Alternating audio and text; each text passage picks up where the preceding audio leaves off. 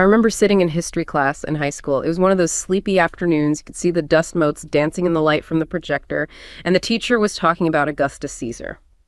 The story we got was simple, almost heroic. Here was the man who ended a century of bloody civil war, the leader who found Rome a city of brick and left it a city of marble. He was the good guy, the one who brought order from chaos. On the screen was a black and white photo of a stern-looking marble bust, and the teacher pointed out a curious fact. Augustus never called himself an emperor. He insisted on the title Princeps Civitatis, the first citizen. He kept the Senate. He maintained the rituals of the old republic. To a teenager, it just sounded humble, almost democratic. He had all the power in the world, but he refused the crown. But even then, something about that detail felt strange. Not humble, but calculated. Why go through the whole theater of it? Why pretend the old system was still in charge when you commanded every legion and controlled the entire treasury? It's like building a beautiful, intricate bird cage, but leaving the door wide open, and then convincing the bird it never wanted to fly in the first place. That single, simple choice of a title wasn't an act of modesty. It was the cornerstone of a new kind of power, a power so quiet you don't even realize you're living inside its walls. So drawing on that really curious historical detail about Augustus Caesar, let's maybe unpack this fascinating idea. The art of quiet power, We're talking about dominion that's so subtle, so interwoven into the fabric of our lives that we might not even realize it's there. Right. It's the kind of influence that doesn't really issue commands, but I don't know, it sculpts desires, doesn't build walls, but it designs these desire paths almost. Exactly. And what's truly fascinating here, I think, is how this ancient strategy of influence, of shaping perception without overt force, how it's evolved.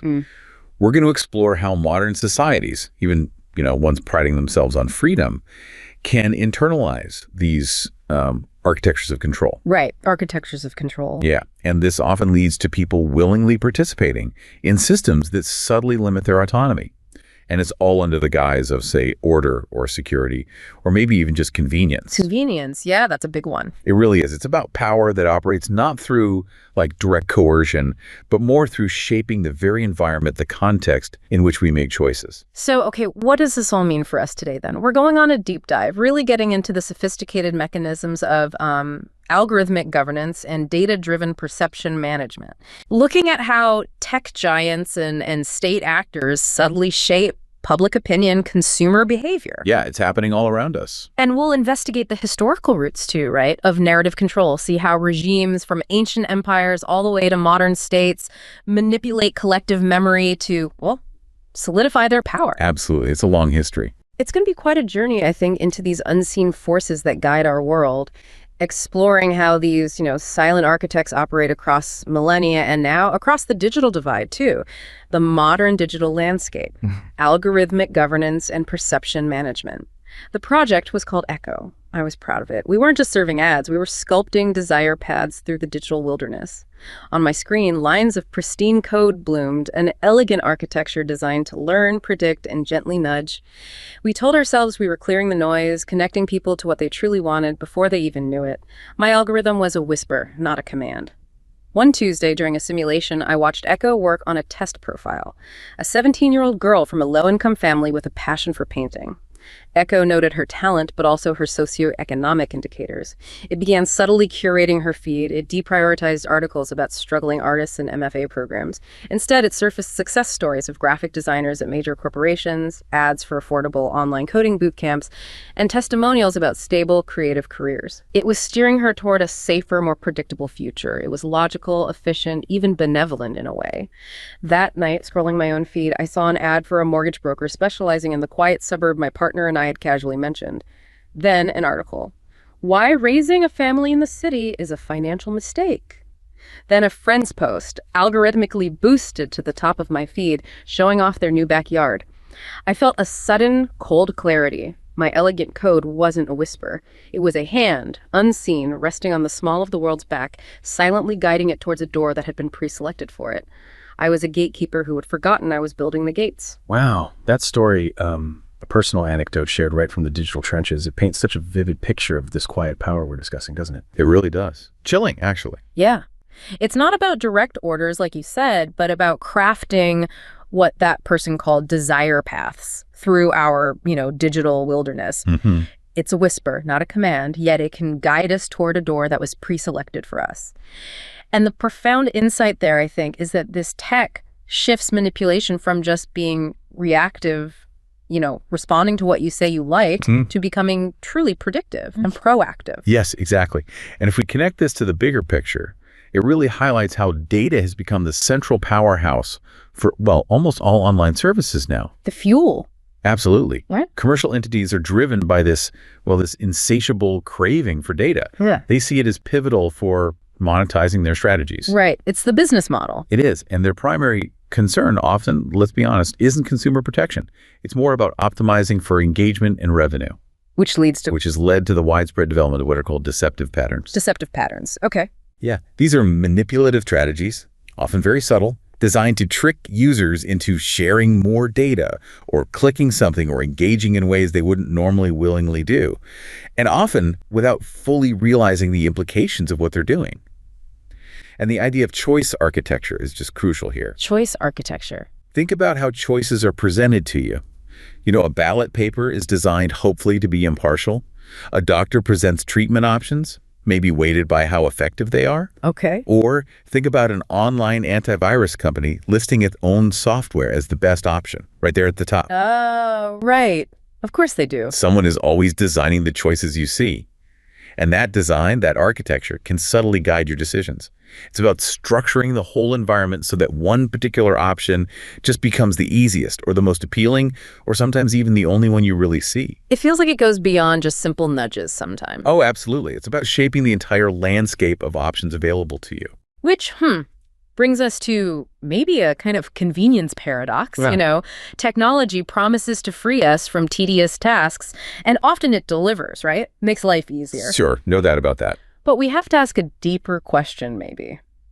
Liberation from what, exactly? And for what purpose? That's the key question. If AI systems increasingly eliminate the need for us to make choices about what we consume or what we learn or even how we work, is that actually true freedom? Or is it more like a subtle infantilization where our autonomy gets traded away, often without us even noticing, just for ease, for convenience? That's a really potent idea, infantilization. Because it's not just about convenience in the moment, it's about the gradual erosion of what you might call the muscle of discernment, of independent choice. You stop exercising it. Exactly. When systems continuously choose for us, what to watch next, what article to read, even what career paths seem best based on some algorithm. Like in the story. Precisely like in the story.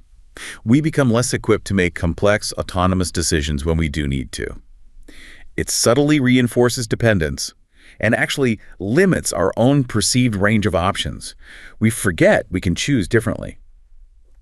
And what's truly fascinating, and maybe a bit scary here, is how AI technology has just supercharged these deceptive patterns. Right. It's not just static design anymore. No way. AI-powered user profiling analyzes these vast amounts of data, categorizing individuals into incredibly granular psychographic profiles. Think way beyond basic demographics, like age or location. What kind of things? Well, AI leverages everything from, say, your scrolling speed on a page to your subtle emotional responses to certain types of content. It builds these incredibly detailed psychographic profiles. Wow. It's not just what you click, but how you hesitate before clicking, or where your eye lingers on screen, maybe indicating interest or anxiety. This allows the system to infer things like your emotional state, your cognitive biases, maybe even your deepest anxieties. So it knows you better than you know yourself, potentially. That's the goal, essentially. This means you might be part of many, many different target groups simultaneously. And the AI can formulate and adapt deceptive patterns specifically optimized for you personally. Making it almost impossible to spot sometimes. Extremely difficult. It makes it incredibly hard to stay ahead of them. It's like the system literally anticipates your vulnerabilities and designs personalized traps before you even realize you're being led somewhere. It fundamentally alters the nature of free will in these digital spaces. So, okay, the system isn't just reacting to my preferences, like, oh, you liked that cat video. It's actively learning my weaknesses, my buttons, and designing a custom maze just for me. That's a very good analogy, a custom maze. It's not just about one bad pop-up ad anymore. It's this constantly evolving, personalized persuasion machine, incredibly sophisticated in its methods. Mm-hmm. So can we talk about some examples? You mentioned misleading information. What does that look like? Sure. This can manifest in a few ways. It might be ambiguous or even incorrect language used in questions designed to deliberately confuse you Like double negatives or something? Could be. Or creating a fake sense of urgency or limited supply. Yeah. Making you feel pressured to act immediately. The only 3 left messages. Exactly. Only 3 left at this price, even when there's plenty of stock. Or those countdown timers you see that just magically reset every time you refresh the page. Right, I've seen those. They're designed specifically to trigger an emotional response, fear of missing out, usually overriding your rational consideration. Okay, that's misleading info. What about this free choice repression? That sounds ominous. That's another insidious layer, yeah. This includes techniques like forced acceptance. Forced acceptance. Where you're basically pushed through a specific workflow or series of steps just to access a service you want. And there's no easy way to opt out or bypass the steps you don't like. Like having to sign up for a newsletter to download a file. That kind of thing. Or making it deliberately obscure to find out how your personal data is actually being collected or used. Buried in the terms and conditions. Exactly. Buried deep in pages and pages of legal text that nobody reads. It also involves pre-selection of options. This is a common one. Options that are definitely not in your best interest. Like the little checkbox that's already ticked? Precisely. Automatically opting you into marketing emails or sharing your data with third parties, unless you painstakingly find and uncheck that tiny, often grayed out box. Ultimately, it's about requiring you to do something undesirable in return for what you actually want, like forcing you to watch an ad instead of getting the help article you were looking for. Or making it ridiculously hard to cancel a subscription. That's a classic example, making you jump through so many hoops, maybe call a number during limited hours, hoping you'll just give up out of sheer frustration. That's repression of your free choice to leave. And all this brings us to a really fundamental challenge with obtaining genuine consent in this digital age. Because the choice isn't really free or fair. Often, no. Current regulations, well, they often lack strict rules on exactly how easy an opt-out should be, or how choices can be subtly manipulated through design.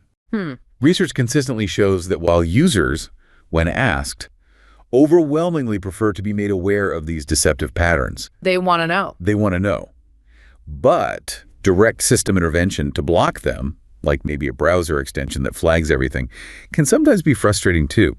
It can interfere with legitimate user experience if it's too aggressive. Right, it could break websites or just be annoying. Exactly.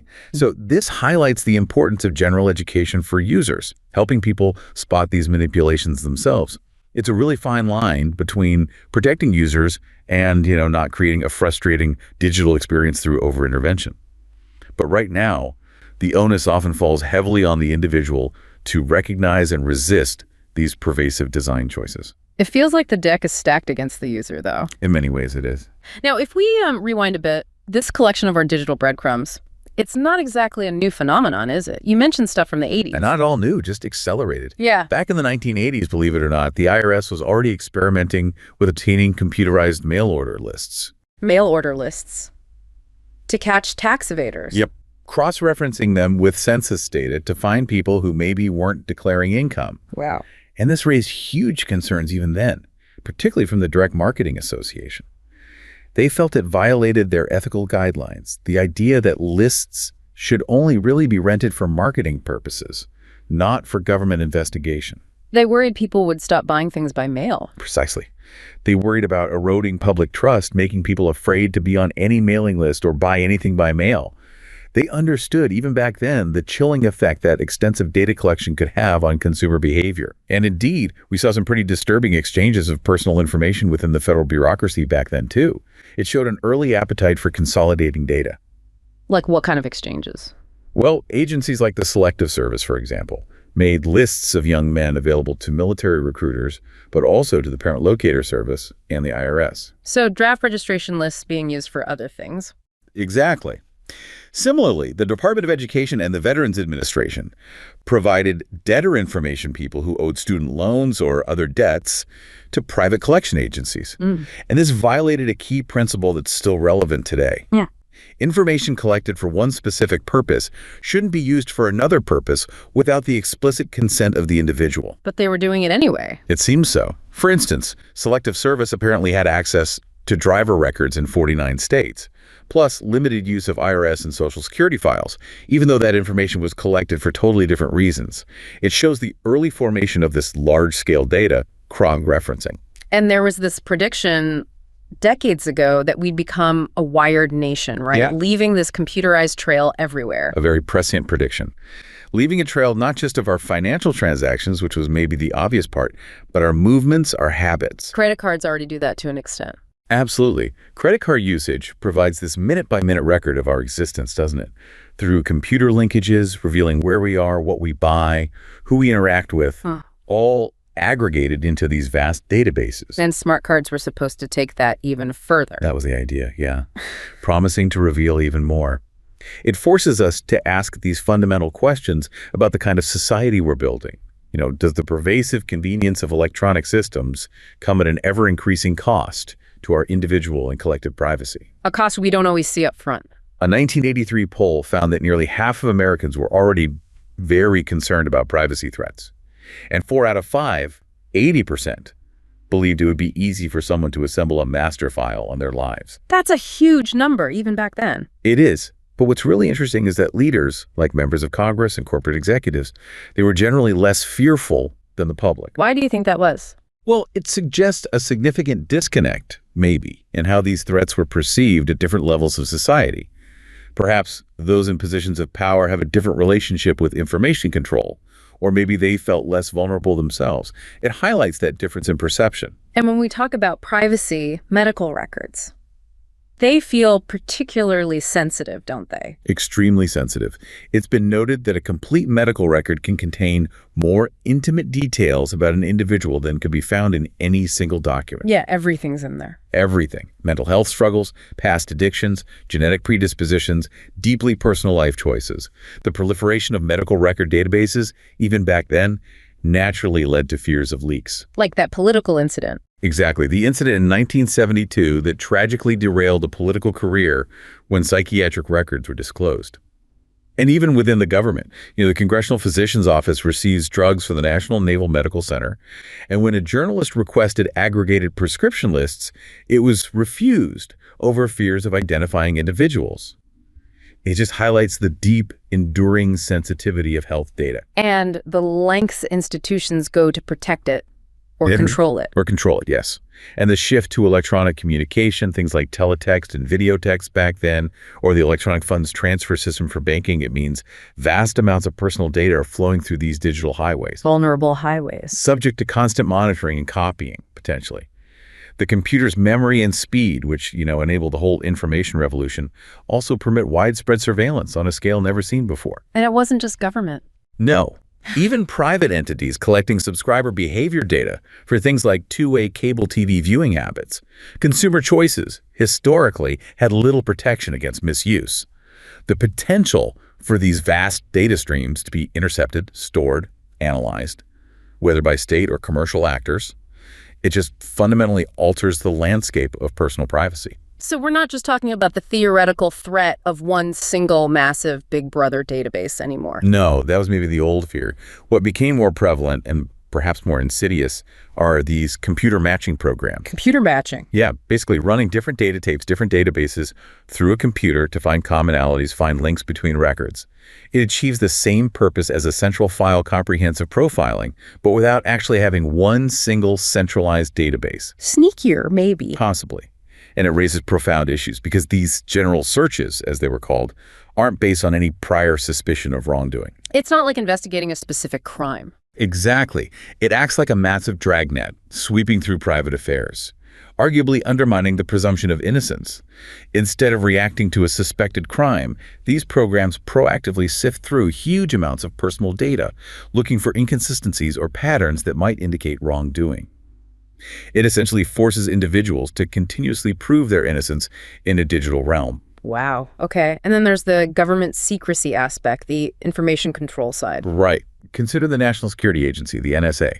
It has this historical obsession with secrecy.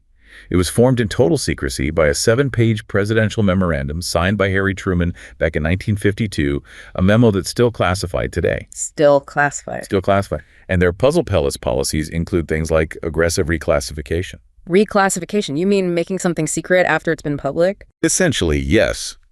Attempting to track down and remove publicly circulated research materials if they later deem them sensitive. This raises a really important question for society. What does it mean when information that was previously public can just be recalled and effectively erased from the public record? Like it never existed. In one instance, the NSA launched this systematic effort to track down and remove research materials about sensitive matters that were quoted in a book. They targeted libraries, even a private library, trying to pull this information back. It shows a reach far beyond just classified documents. And this extends to people who used to work there, right? Pre-publication review. Yes, very much so. Former CIA employees, for instance, have been compelled to submit their writings, books, articles, whatever, for agency clearance before publication, even if the writing contains no classified information at all. Even unclassified stuff. Yes. One former officer was actually sued by the government for the profits from his book because he violated a fiduciary obligation, basically, his employment contract, to submit the manuscript first. And this was despite the court acknowledging that no classified information was actually disclosed in the book. So the contract overrides free speech. That's the argument. It essentially means that employment contracts can override First Amendment rights to publish freely, creating what some have called an unofficial secrets act for anyone who's ever held a security clearance. And it chills free expression long after someone has left government service. And the counterargument, which is quite strong, is that this kind of overreach, this excessive secrecy, actually jeopardizes national security in the long run. How so? By discouraging top talent from entering government service or from working on sensitive projects, and by impeding scientific progress, which really thrives on openness and intellectual competition. People don't want their work buried. Exactly. There are reports of engineers actively avoiding defense-related research topics because they fear their work will just get classified, preventing them from publishing it or discussing it professionally, which is crucial for career advancement and for the broader scientific community. So secrecy could actually make the country weaker scientifically. That's the argument, that openness and the free exchange of ideas are often cited as the true reasons for, say, U.S. preeminence in many scientific fields. Excessive secrecy could paradoxically undermine that strength. It's a really compelling trade-off then, isn't it? You have to acknowledge the genuine need to protect genuine technical secrets, things that are truly critical. Of course, things critical to defense or intelligence operations. But the concern is that these broad secrecy policies can, as one source put it, tend to cloak inefficiency, ignorance, and corruption more often than it hides genuine technical secrets. That's the danger. The fear is that the label national security just becomes this convenient, impenetrable shield for all sorts of governmental mismanagement, or maybe even wrongdoing, rather than being a precise tool used only for safeguarding truly sensitive information. The lack of transparency can become an end in itself. Allowing a different kind of quiet power to flourish, unchecked. Architectures of control. Internalizing subtle limits. And the very core, really, of this silent conquest, this quiet power, lies in its invisibility. You don't see it coming. Exactly. Power, it's argued, kind of seeps in through the cracks, often disguised as necessary order or progress or security. Yeah. There's that saying, the most effective kind of prison is one that the prisoner doesn't know exists. Because if you don't know you're in it, you don't try to escape. Precisely. It allows for this deeper level of control where individuals actually internalize the limits placed upon them. They don't perceive them as external constraints anymore, but as just natural elements of their environment, or maybe even choices they've made themselves. And in our modern era, fear seems to play a big role. But the fears have become more intangible, haven't they? Terrorism, economic collapse, pandemics, climate change. Yes, these amorphous, often abstract threats. They allow for what some have called a perpetual state of emergency. Always a crisis. Always a crisis, or the threat of one. And in that state, policies that were once unthinkable, like mass surveillance after 9/11, or unprecedented restrictions on movement during a pandemic, they become accepted with surprisingly minimal resistance. People are scared. People are scared. Citizens may be traumatized by catastrophic events or just the constant threat of them, surrender freedoms that they later find incredibly difficult to reclaim. As some have suggested, the war on terror will end the moment fear stops serving power. It's this system where societal anxieties are expertly leveraged to normalize extraordinary measures, leading to this silent erosion of liberties, all under the guise of protection. Which brings up that question about consent again. How much of our compliance is truly voluntary? It's a critical question. Studies have shown, quite disturbingly, I think, that people comply with invasive requests, like unlocking their phones for an experimenter, at much, much higher rates than they predict they would beforehand. We think we'd say no, but we don't. Overwhelmingly. In one study, participants were asked by an experimenter to unlock and hand over their phones just to check for some things.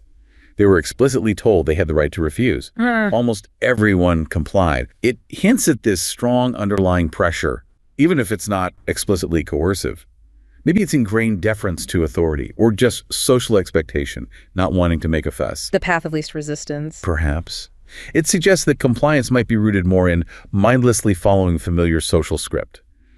Someone in charge asks, you comply, rather than a truly voluntary, deliberate choice. So that idea of the reasonable person in legal terms, the one who would freely say no to an intrusive request, maybe that person has a lot more mettle than the average Joe in the real world. That's the sobering implication, isn't it? Yeah. That our willingness to comply might be less about conscious choice and more about these ingrained social patterns, a kind of behavioral default towards submission, even when our rights are technically protected.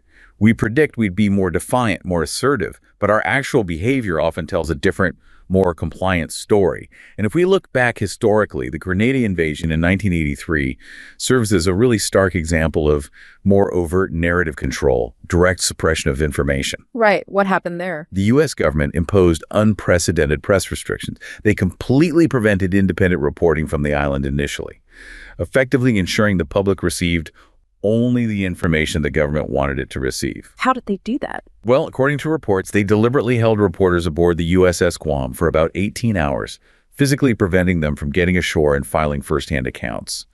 This allowed the military to establish its own narrative of events before any outside journalists could report from the ground. Wow. So controlling the first draft of history? Essentially, yes. And CBS News, among other outlets, vehemently protested this. They called it outright censorship. Understandably. They saw it as mirroring British tactics during the Falklands War, where information was also very tightly controlled. There were grave concerns, as one journalist put it at the time, that this could be the dawn of a new era of censorship, of manipulation of the press. A dangerous precedent. They felt it went against the traditional role of American journalists, which was to cover wars from the front lines, not just based on Pentagon handouts. They emphasized their responsibility to report the truth, not merely to avoid jeopardizing military secrets, which they argued they knew how to handle. Had war coverage always been like that? It varied. Historically, war coverage ranged from relatively voluntary censorship in Vietnam, where journalists had more access but sometimes withheld information, to much stricter guidelines in World War II. Okay. But the Grenada incident really demonstrated a new level of direct control. The military argued it wasn't safe for the press in a war zone. Was that believable? Well, it was met with a lot of skepticism. CBS, for instance, pointed out they had dozens of people safely reporting from war-torn Lebanon at that exact same time. The decision was ultimately attributed to the military commander on the ground, who apparently told protesting reporters it would do no good to protest higher up, suggesting top-down control. And this reached Congress. Oh, yes. This debate even reached Congress. Some members were quite alarmed at how information was being controlled, especially when they themselves were struggling to get basic facts about the administration's actions in Grenada. Even Congress was in the dark. To some extent, yes. One congressman noted the striking irony of discussing freedom of the press in a hearing where the minority party members only found out about the hearing itself by reading it in the newspaper. Ouch. It highlights that classic tension, doesn't it, between national security, which often invokes secrecy for operational reasons, and the public's fundamental right to know what its government is doing. And the government's justification for secrecy sometimes felt thin. It felt to some like less a means to protect truly sensitive intelligence and more like a tool to control the narrative entirely, leaving the public unable to question the official accounts. And that term, national security itself, it's become this ubiquitous concept, hasn't it? A kind of catch-all justification. A magic word, almost. Often invoked by presidents and administrations to insulate their actions from public scrutiny, from legislative review.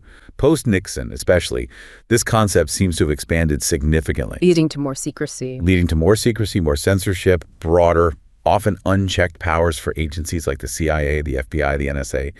And this expansion has often occurred under a new system of law that has, in effect, ratified many of these executive practices, shifting the balance of power. So the law has kind of caught up to authorize it. In many cases, yes. The ultimate effect of much law in this area has been to authorize vast discretion and flexibility in managing security practices, leading to greater secrecy and wider agency authority than perhaps ever before. It's fundamentally altered the relationship between the government and its citizens. And you mentioned this expanding reach affecting academics, too. Yes, tangibly. There have been efforts to compel academic scientists to submit their research for government clearance before publication. Visa denials for foreign speakers whose views were sought by American audiences. Restrictions on foreign scholars visiting or working at U.S. universities. Wow. The idea that scholars might be forced to take lifelong vows of silence because of past government work, or the phrase, "the laboratory is not the monastery," these capture that profound tension between academic freedom, the open exchange of ideas, and these ever-broadening claims of national security. We touched on the CIA pre-publication review earlier. Right. That's a prime example. Former employees legally compelled to submit writings for review, effectively waiving First Amendment rights through their employment contracts. It shows how deeply this control can permeate, even after someone leaves government service. Historical and contemporary ideological engineering and narrative control. Okay, so let's turn the clock back again, way back. This idea of quiet power, it's definitely not a new invention, is it? Not even close. Imperial Rome, say between 50 BCE and 50 CE, they applied systematic propaganda on a massive scale. How did they do it back then? No internet, no TV? No, but they used everything they had. Architecture, huge, imposing buildings, art sculptures, reliefs, literature, poetry, history commissioned by patrons, and crucially, coinage. All used to project this image of an all-powerful, omnipresent Roman entity. Keeping a vast empire together. Absolutely. It was crucial for controlling a huge, geographically dispersed empire spanning continents, encompassing so many diverse cultures. The immense wealth they got from conquest wasn't just spent on roads and armies. A huge amount was invested in symbolizing Rome's might and the legitimacy of its rulers. And Augustus was a master of this, wasn't he? Oh, a master. He used statues strategically, not just to show what he looked like, but to deliberately link himself to divinity, to depict his triumphs, showcasing his military vigor, his piety, his family succession. Like that famous statue that Prima Porta won. That's the iconic example, the Prima Porta Augustus. It depicts him in military dress, looking commanding, but notice his feet are bare, that indicates divinity in Roman art. And there's Cupid riding a dolphin at his feet, linking him directly to the goddess Venus, his supposed divine ancestor. It's packed with symbolism. And coins, too. Coins were incredibly important, a highly portable form of propagandist imagery. They reached a much broader audience than giant statues. Even people who couldn't read could understand the pictures. These images served to consolidate his power, create this lasting legacy, shaping the collective memory of his reign for centuries. It's fascinating. Even, the rise of Christianity. Yeah. Can you view that through this lens, too? Absolutely. You can see it as a masterful propaganda campaign in its own right. Initially aimed at the defeated, the slaves, the less successful members of the Roman Empire, offering hope, community, and alternative narrative. Competing against established religions. Hundreds of them. Established pagan religions, local cults, and crucially, Christianity started without any control over the existing media. No state-sanctioned art, no official decrees in its favor early on. Yet it succeeded. Massively. Its ultimate widespread adoption, transforming from this fringe Jewish sect into the dominant religion of the entire empire. It has to be considered one of the greatest campaigns of persuasive narrative ever achieved. It shows the enduring power of a compelling story and an organized grassroots movement. And then fast forward a bit, the Crusades. More propaganda. Oh, absolutely instrumental.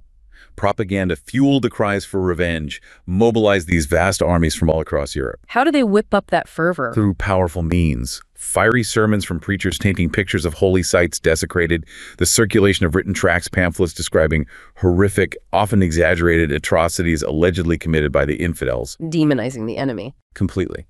And even graphic woodcuts, early images depicting monstrous Turks trampling the cross or harming pilgrims. These strategies were highly effective because they tapped into an underlying mood of piety that had already been established maybe a century earlier. Many people were already familiar with difficult religious pilgrimages. So the idea of a hard journey for God wasn't totally alien. Exactly. The narrative built on existing beliefs and anxieties and expertly directed them towards a specific military and political objective, reclaiming the Holy Land. Then comes the printing press. That must have changed everything. A total revolution. The printing press, emerging in the 15th century, took propaganda to a whole new level.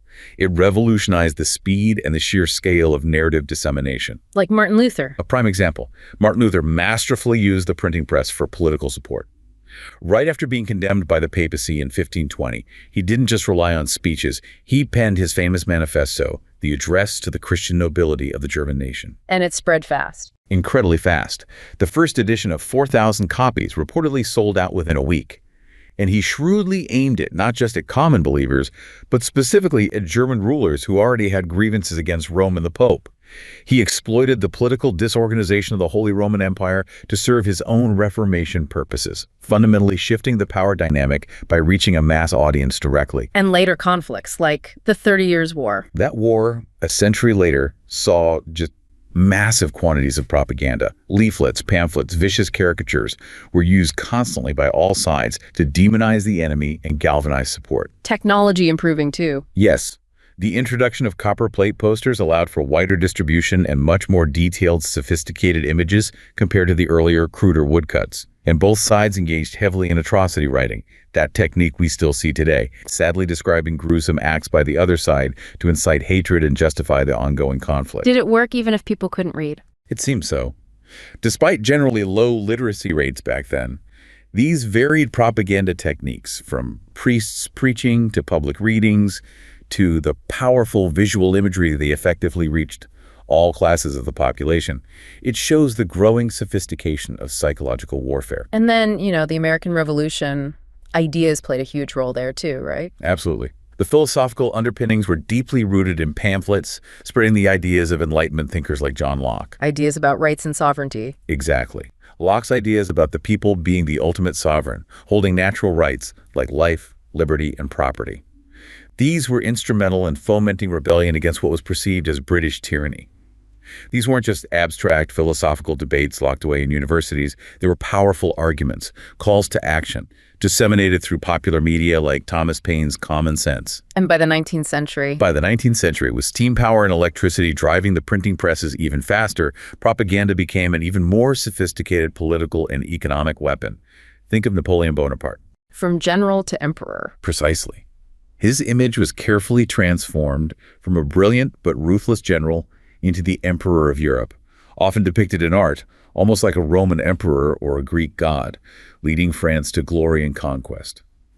His regime deeply understood the power of visual and textual narrative to shape public perception and legitimize his rather audacious ascent to absolute power. And today, of course, we continue to see sophisticated ideological engineering, though now it often operates through digital channels with potentially far greater reach and subtlety. Like censorship in China. Right. Censorship in China, mandated by the Chinese Communist Party, is often described as one of the strictest censorship regimes in the world. But it's not just about blocking content after the fact. It's about shaping the entire information environment proactively. What are the main reasons for it? Primarily political, aiming to curtail opposition, manage public discussion around events deemed unfavorable to the party. Like historical events. Yes, suppressing discussion around sensitive history, like the 1989 Tiananmen Square protests and massacre. Also topics related to pro-democracy movements, the treatment of ethnic minorities like the Uyghurs, human rights issues in Tibet, the Falun Gong spiritual movement, and even aspects of the COVID-19 pandemic response. Reports suggest this regime has significantly stepped up its efforts under Xi Jinping, showing an increased emphasis on total narrative control. Does it affect foreign policy too? It seems so.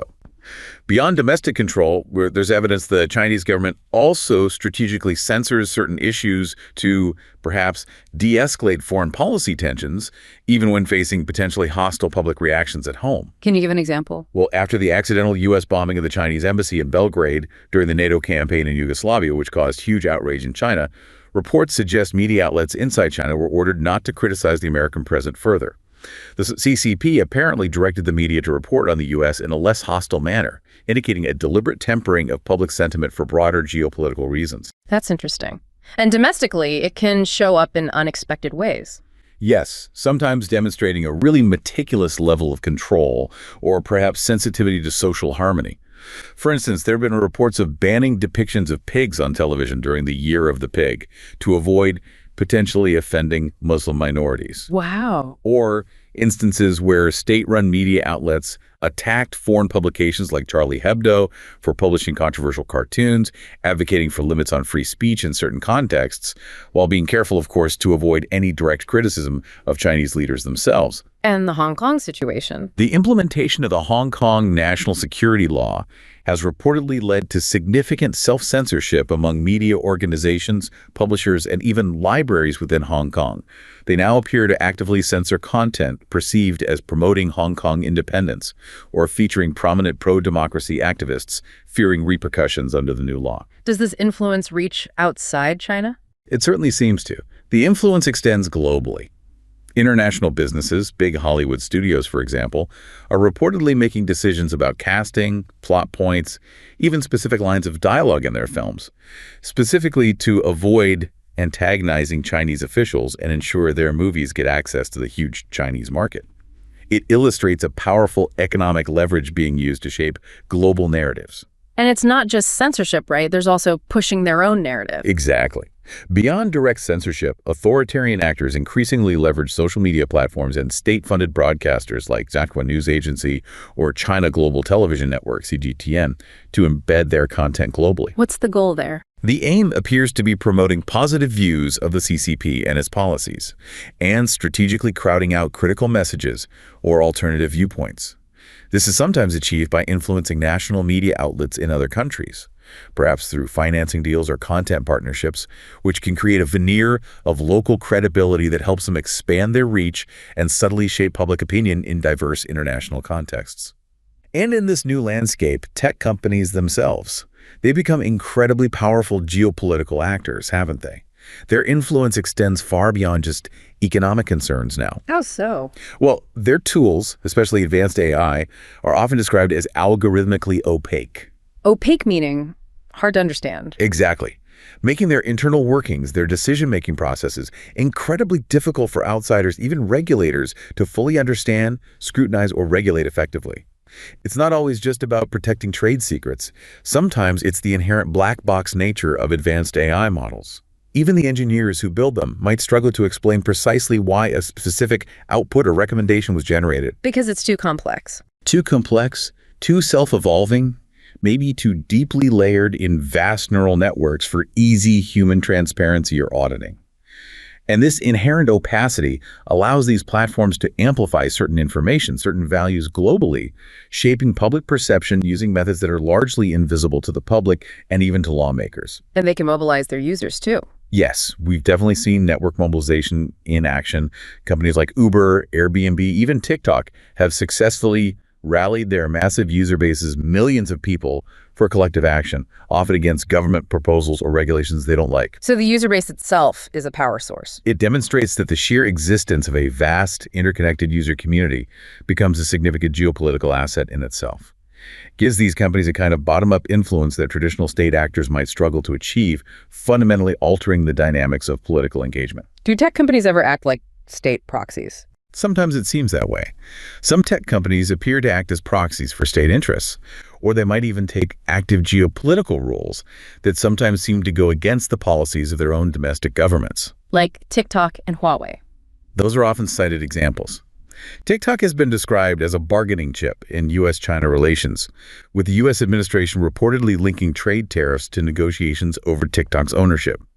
Huawei, seen by some governments as a key proponent of China's global ambitions in telecommunications infrastructure, faces bans or restrictions in some Western countries while simultaneously investing heavily and building networks in others.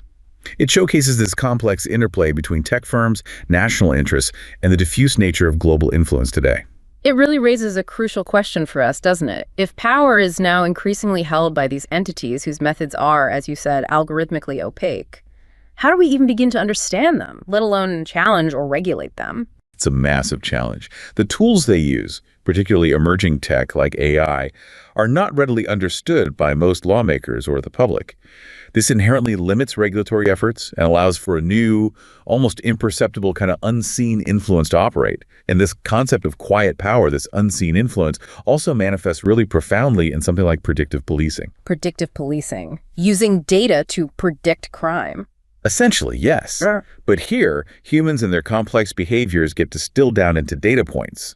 And these data points, processed by algorithms, can have a very real, very dramatic impact on people's lives and freedoms. What's the risk there? A major risk is that this approach can codify and actually entrench existing societal biases that are already present in the historical data the algorithms are trained on. So if past policing was biased, Then the algorithm learns that bias and perpetuates it, potentially leading to the disproportionate over-policing of certain communities, often minority or low-income neighborhoods. There's a dangerous presumption sometimes that these programmatic outputs are somehow neutral or objective, but they can easily encode existing prejudice as the new normative standard, giving this veneer of scientific objectivity to deeply flawed assumptions. and it can create a feedback loop. Exactly. A deeply concerning self-reinforcing cycle. A specific location gets deemed high risk by an algorithm, maybe based on historical arrest data. So more police go there. Right, more police are dispatched to that area. This increased presence then naturally leads to more arrests being made, or more minor offenses being observed and recorded in that specific area. Which feeds back into the algorithm. Which, when fed back into the algorithm, simply reinforces the original high crime label for that location. It creates this feedback loop that just perpetuates disproportionate surveillance and enforcement, regardless of the actual underlying crime rate compared to other areas that might be policed less intensively. And you can't easily see how the algorithm decided. That's often the problem. The opacity of these programs is sometimes described, quite cynically perhaps, as a feature, not a bug. Meaning it's intentionally obscure. Meaning their inner workings, the specific data they use, how different factors are weighted, how decisions are ultimately made. It's often kept secret, sometimes citing proprietary algorithms or security concerns. This makes them incredibly difficult for communities or even city councils to audit, challenge, or even fully understand. So it shifts things fundamentally. It effectively replaces the traditional presumption of innocence, the idea that you're investigated based on specific suspicion, with a data-driven threat score. Individuals or entire areas get targeted based on these algorithmic predictions, rather than specific, verifiable suspicions of actual wrongdoing. So wrapping this all up, from Augustus Caesar choosing first citizen instead of emperor, all the way to these complex algorithms shaping our digital experiences today. It seems clear that power rarely announces itself loudly, does it? Very rarely with trumpets and banners, no. It often whispers or nudges or just operates quietly in the background, dressed up as reason or convenience or just the necessary price of order and security. These architectures of control, as we've called them, they aren't always overtly coercive. Sometimes, maybe often, we willingly walk into them, don't we? Trading a little bit of autonomy here and there for ease or for a feeling of safety. And in doing so, we fundamentally alter the landscape of our own choices, maybe without ever feeling that heavy hand guiding us. Exactly. It's a crucial reminder, I think, that true understanding really requires looking beyond the obvious, questioning things that seem benign or just normal, recognizing how these historical strategies and these modern digital techniques of quiet power continue to subtly shape our world, shape our choices, shape us. The evolution is fascinating, from an imperial decree etched in stone or stamped on a coin to this invisible algorithmic influence. But there's that consistent thread, isn't there? There really is. The effective exercise of power often depends crucially on its invisibility, on its ability to make the controlled feel as though they are free, or at least that their constraints are natural or chosen. That makes it so much harder to perceive and therefore much harder to resist. It really makes you wonder, doesn't it? How many doors have we willingly walked through, genuinely believing we chose them ourselves, when actually that unseen hand on the small of our back was just gently guiding us all along? That's all for this deep dive.